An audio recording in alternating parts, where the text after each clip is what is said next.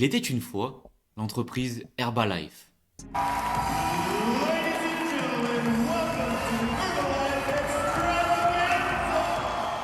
Bonjour à tous et à toutes et bienvenue dans cette nouvelle vidéo. Donc aujourd'hui on va analyser l'entreprise Herbalife et ses activités depuis les années 80, les différentes polémiques autour de cette action, les procès et la guerre entre grands investisseurs, pour répondre à la question suivante: est-ce que Herbalife est une des plus grosses arnaques de la dernière décennie en bourse? Restez bien jusqu'à la fin de la vidéo pour qu'on puisse ensemble répondre à cette question. Juste avant de commencer, cette vidéo n'est pas une attaque envers l'entreprise, c'est simplement un récit de faits et le partage de mon avis personnel se basant principalement sur le reportage Betting on Zero de 2016 de Ted Brown, du diaporama de l'investisseur Bill Ackman et des différents documents disponibles sur le site internet de l'entreprise Herbalife.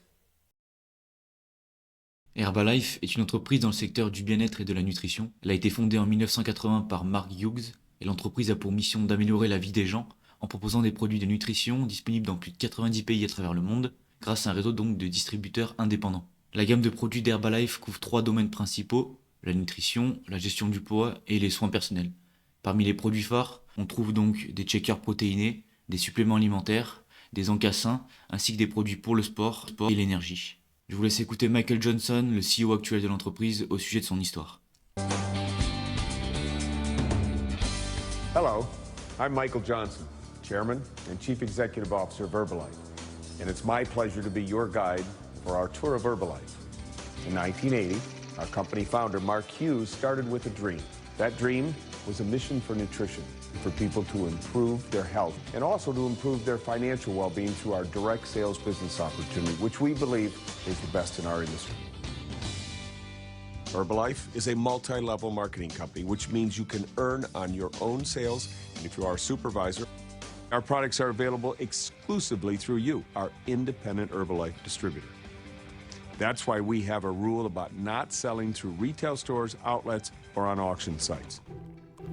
L'histoire semble donc belle, voire un peu trop belle, comme on va le voir par la suite.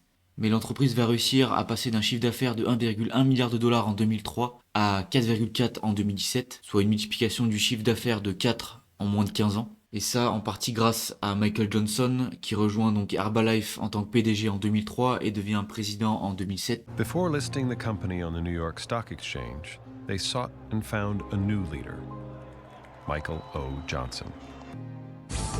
The eyes of the world are on Herbalife. We will be faster, better, stronger than ever before. Johnson avait travaillé chez Walt Disney pendant 17 ans auparavant et était devenu en 2000 président de la division internationale du groupe. Cette grosse croissance d'Herbalife va lui permettre dans les années 2010 d'être l'un des CEO les mieux payés du monde. In 2011, he was the highest paid CEO in America. His compensation package totaled $89.4 million.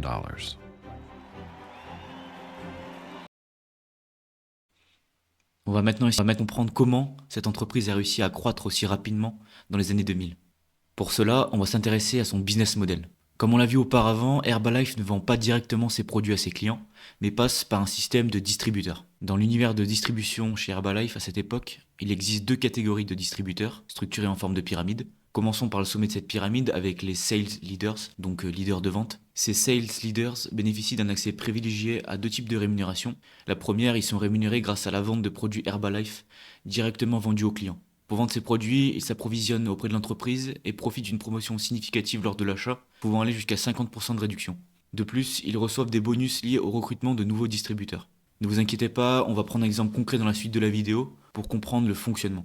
Ensuite, à la base de la pyramide, nous trouvons les distributeurs non-sales leaders. Leurs avantages sont bien moins importants comparativement. Ces distributeurs bénéficient de réductions sur leurs achats de produits auprès de Herbalife allant de 25 à 42% selon leur rang. Contrairement aux sales leaders, ils ne peuvent pas prétendre à des bonus liés au recrutement de nouveaux membres. Pour accéder à l'une de ces 2 catégories, Herbalife a établi un seuil minimum d'achat de produits, exprimé en points d'ailleurs, et non directement en dollars, étranges. Pour illustrer, prenons l'exemple de la catégorie la plus basse d'un non-sales leaders. Pour lui, il va être nécessaire d'acheter au minimum un kit de démarrage d'une valeur d'environ 200 $ pour pouvoir prétendre à la réduction de 25% auprès d'Herbalife. On va prendre l'exemple concret avec Maria et ce schéma. Maria fait partie de la catégorie la plus basse des distributeurs. Elle va vendre un produit Herbalife à 100 $. mais elle va profiter donc de la réduction de 25% auprès de Herbalife.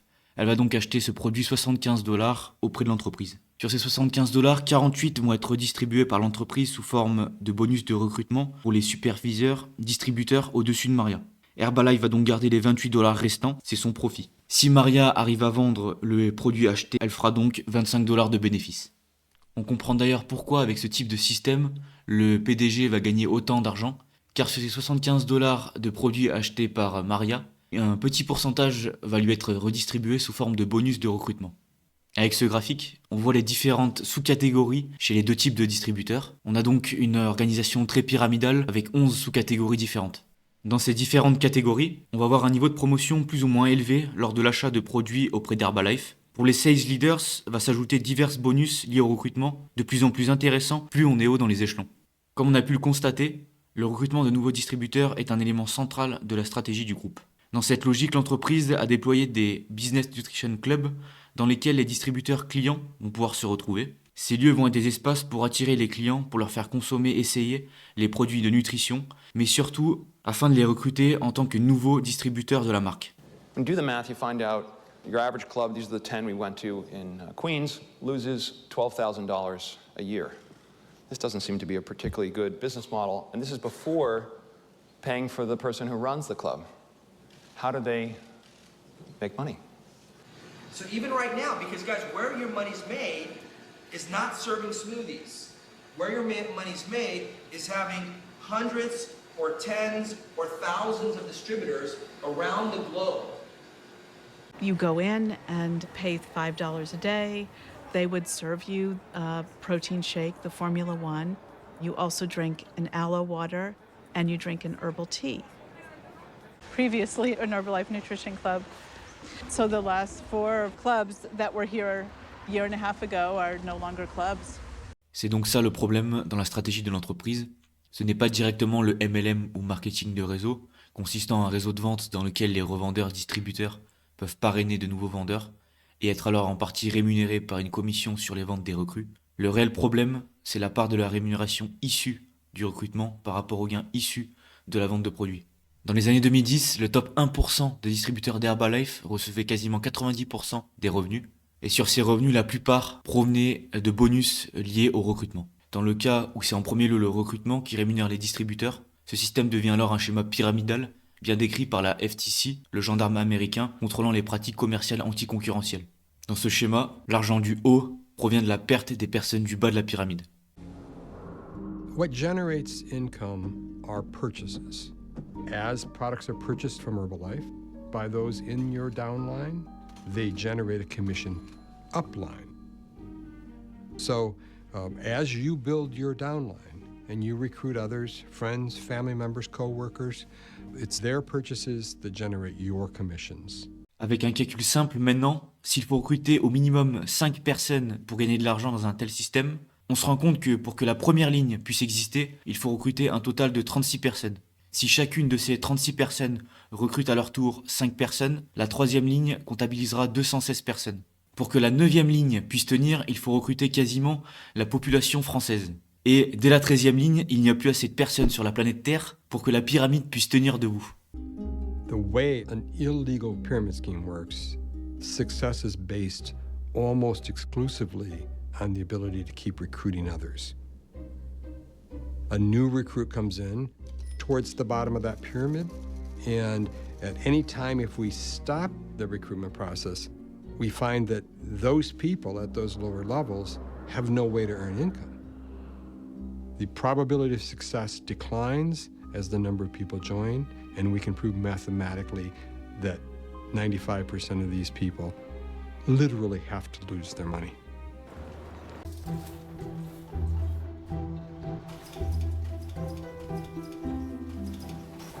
If you look at it on the surface, it's a wildly successful company selling high-priced nutritional supplements.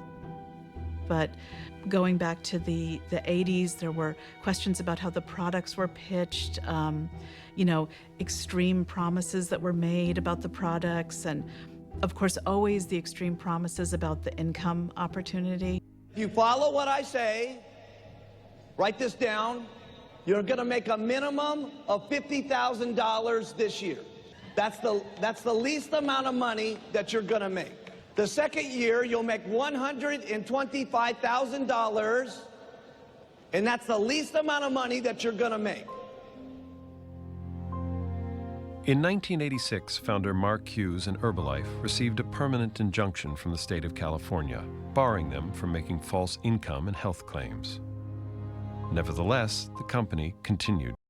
Pour attirer de potentiels nouveaux distributeurs dans cette pyramide, un marketing agressif, vendant parfois du rêve, va être mis en place. Distributors would run ads on television, on radio, be your own boss, make unlimited income, and no details. I had about $200 to my name, and so I found an ad that said work from home, and I called on it, and it happened to be Herbalife. Et les distributeurs ne vont pas hésiter à vendre des promesses de gains rapides. Étrangement, ça me fait penser aujourd'hui à certains projets crypto-monnaie ou formation trading qui promettent la même chose. I step out of the Ferrari, the Bentley, whatever, and people go, you know, what does that guy do for a living? And I go, I'm an Herbalife independent distributor, and people are absolutely amazed that that's what I do. It's an incredible quality of life. L'entreprise va également s'associer à de grands noms dans le domaine du sport comme Cristiano Ronaldo ou à des sports mondialement connus. Pour maintenir cette pyramide et continuer à se développer, l'entreprise doit forcément toucher de nouveaux marchés et personnes. C'est la raison pour laquelle, entre les années 90 et 2010, Herbalife va s'implanter dans de nouveaux pays, en passant de 4 à plus de 80 pays touchés sur cette période. Dans ces pays, ce sont généralement les classes les plus défavorisées qui vont être les victimes du marketing et de ses promesses d'argent facile et rapide en devenant distributeurs d'Herbalife. Prenons l'exemple des États-Unis. Sur le marché US en 2009, 68% des distributeurs sont d'origine hispanique. Cette population majoritairement issue de l'immigration latino-américaine, en quête d'un avenir meilleur et du rêve américain, est particulièrement susceptible d'être séduite par ces promesses. The same goal the cigarette industry had, because like the cigarette industry, it had an existential need to prevent regulation. It has one advantage, though, that the cigarette industry didn't have. Until now, there has really been no voice of the victim. De plus, les tentatives de recrutement proviennent souvent de personnes du cercle proche ou élargi, telles que la famille, les amis, les collègues de travail ou encore des connaissances, ce qui pousse plus facilement à accorder sa confiance et à croire à cette belle histoire. My upline told me, the more you spend, the more you will make. That was the thing that made me feel so sad, because I believed to this person that I thought that he was my friend. Dans le début des années 2010, de nombreux investisseurs et médias se demandent jusqu'où ira la croissance de l'entreprise. Mexican sales up 31%, Asia Pacific up 29%, India 121%, South Central America 44%. This company seems to be unstoppable. À partir de 2012, un certain Bill Ackman décide d'attaquer Herbalife et son schéma pyramidal. Mais qui est donc Bill Ackman ? C'est le fondateur en 2004 de Pershing Square Capital, un fonds d'investissement avec un actif sous gestion d'environ 18 milliards de dollars en 2022. C'est un investisseur activiste américain dont le portefeuille est composé essentiellement d'actions de grande capitalisation US avec une concentration forte sur 8 à 12 valeurs. Son objectif est de sélectionner des actions de qualité avec des cash flows récurrents et prévisibles, comme c'est le cas d'entreprises comme Lowe's, Chipotle ou Alphabet. Il est qualifié d'investisseur activiste car sa stratégie d'investissement va au-delà de la simple détention de participation dans des sociétés. Il cherche à influencer activement la gestion et les opérations de certaines de ces entreprises. Dans cette logique, il va attaquer Herbalife le 20 décembre 2012 lors d'une présentation organisée par sa société d'investissement et qui sera très médiatisée. Il accuse l'entreprise d'être une énorme pyramide de Ponzi, un schéma pyramidal. What are you accusing Herbalife of? What they really sell, and what their distributors make money from, is by selling a business, what they call a business opportunity. And the business opportunity is to sell the business opportunity to your friends, who in turn sell the business opportunity to their friends. À l'époque, il va miser pas moins de 1 milliard de dollars via une vente à découvert contre le titre Herbalife, c'est-à-dire qu'il va miser sur la baisse du cours en bourse de l'action. We focus on, a lot of money. Cette présentation, dont vous pouvez trouver les slides sur internet ou dans la description de la vidéo, va déclencher une controverse considérable autour d'Herbalife et entraîner un conflit médiatique entre Bill Ackman et un autre investisseur de renom, Carl Icahn. Herbalife is up much more in pre-market. Why are they up so much? Because Carl Icahn, the famed hedge fund trader, has taken out a big stake in the company. Well, why has he done that? It kind of seems like he's done it pretty much because he hates Bill Ackman. And it's no secret I don't like Ackman. I don't respect him and I don't like him, and that's not a secret. Les relations tendues entre ces deux investisseurs ont commencé au milieu des années 2000. I never said that I want to be friends with you, Bill. I wouldn't be friends with Carl. you. And I would. You said to me you'd like to be friends so that we could invest together. Icahn, début 2013, va prendre une position opposée à celle de Ackman en prenant une position longue, c'est-à-dire en pariant sur la hausse du cours. Dans cette logique, il va acheter des participations à hauteur de 13% de Herbalife. Cette prise de position va faire remonter le cours de l'entreprise et provoquer une perte colossale pour Bill Ackman, estimée à environ 500 millions de dollars sur l'investissement initial de 1 milliard. Dans le même temps, Carl Icahn a déclaré en 2018 avoir gagné près de 1 milliard avec sa prise de position. Inutile de résister. Non. Je suis ton père. Ce n'est pas vrai. C'est impossible. Non. Non. Bien que le pari de Bill Ackman ne va pas porter ses fruits, en 2014, le FBI et le gouvernement américain ont décidé de lancer une enquête sur le business model de Herbalife. Less than 19 minutes ago, we learned the controversial maker of health shakes and supplements has been served with notice by the Federal Trade Commission that it will be investigated. The investigation could last 6 months to a year. This is the one thing that Herbalife wanted to avoid. I can tell you that from day one. I want to bring you an update on this breaking news story on Herbalife. Herbalife is now being investigated by the FBI, by federal authorities. En parallèle des différentes enquêtes menées par les autorités, de plus en plus d'anciens distributeurs d'Herbalife vont manifester et attaquer l'entreprise en justice. The Herbalife merece una investigación. Este grupo de personas se manifestaron frente al estadio Allstate en Rosemont contra la compañía Herbalife. 3 de ellos son parte de las 21 quejas que actualmente investiga la Procuraduría del Estado de Illinois. Après 2 années d'enquête, en 2016, le gouvernement américain rend sa décision.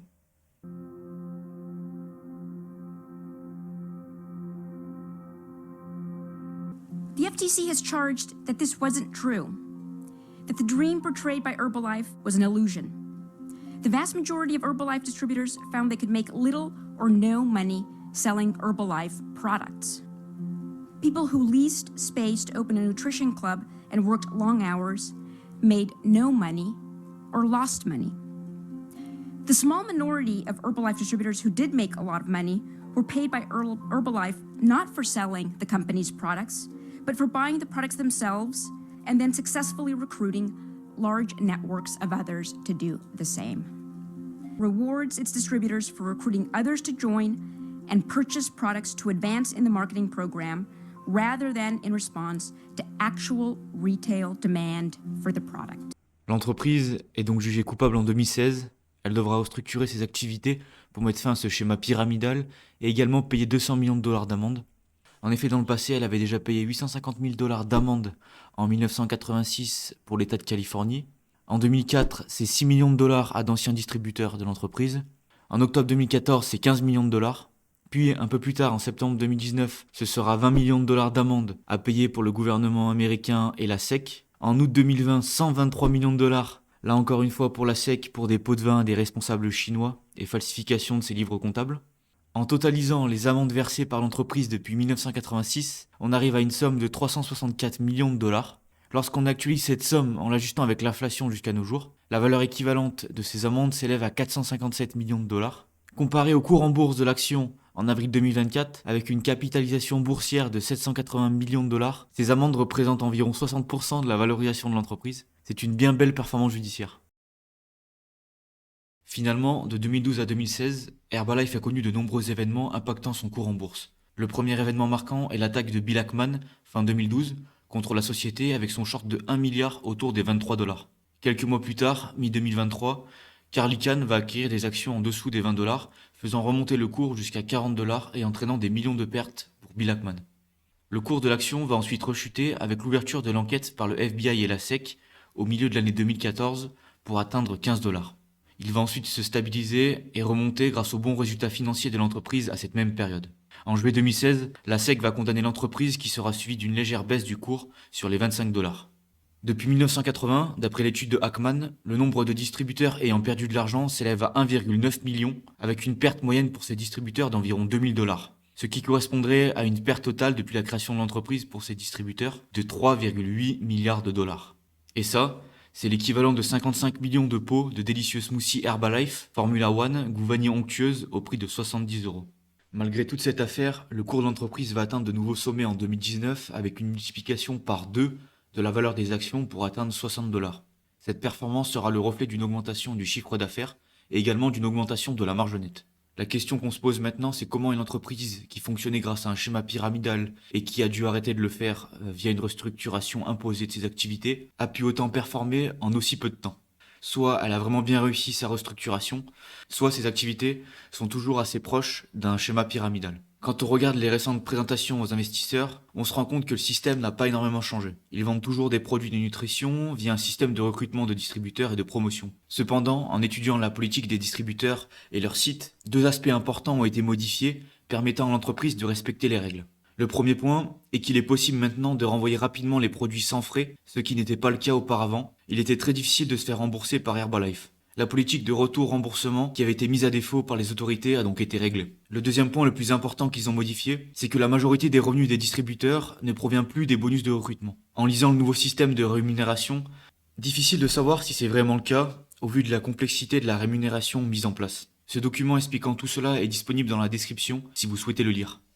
Si on s'intéresse à la France, en 2022, Herbalife comptait 1 986 217 distributeurs actifs depuis plus d'un an. Sur ce nombre total, seulement 388 518 ont perçu une forme de rémunération de la part de Herbalife. Donc cela donne 1 647 699 personnes qui ne gagnaient pas d'argent ou en perdaient. D'après le document fourni par l'entreprise, sur ces 388 517 personnes, 50% gagnaient moins de 138 € par mois. Ensuite, 155 408 distributeurs gagnaient entre 138 et 1283 € par mois. 34 966 entre 1283 et 9581 €. Et le top 1%, soit 3885 personnes, gagnaient plus de 9851 € par mois. Ce qui au final donne plus de 80% des distributeurs qui ne gagnaient rien ou perdaient de l'argent. Seulement 2% gagnaient plus de 1283 € par mois. Selon vous, à quoi ressemble la structure de cette répartition ? Et oui, étrangement, ça ressemble encore à une structure de forme pyramidale. Aujourd'hui, ce sont les générations Z et Millennials, les personnes des 18 à 35 ans, qui sont les distributeurs de Herbalife les plus représentés, avec plus de 50% des distributeurs dans ces deux catégories. Attirés par des promesses de gains importants, rapides et faciles, est-ce que ça ne serait pas eux, les nouveaux dindons de la farce, comme c'était le cas avec la communauté hispanique aux États-Unis dans les années 2010 ? Pour terminer, et vous, quel est votre avis ? N'hésitez pas à le mettre dans les commentaires. Herbalife est-elle une arnaque ou une superbe opportunité d'investissement ? Vous l'aurez compris, je penche plutôt pour la première réponse. Merci à tous pour votre écoute et à toutes les personnes qui sont restées jusqu'à la fin de la vidéo. N'hésitez pas à vous abonner pour récompenser le travail effectué et être informé lors de la sortie de nouvelles vidéos. Je vous invite également à aller voir le reportage Betting on Zero pour ceux qui souhaitent approfondir ce dossier Herbalife. C'était Tristan et à bientôt pour une nouvelle vidéo.